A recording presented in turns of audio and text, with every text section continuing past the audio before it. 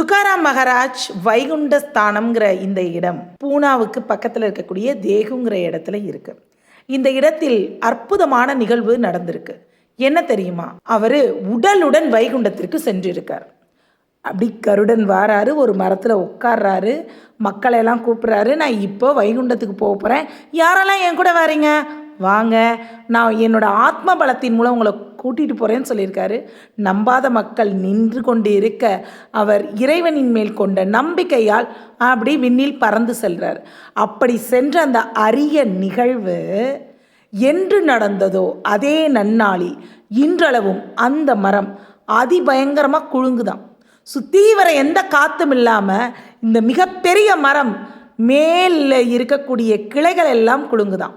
அன்று முதல் இன்று வரை இந்த மரத்தை பத்திரமா பாதுகாத்துட்ருக்காங்க.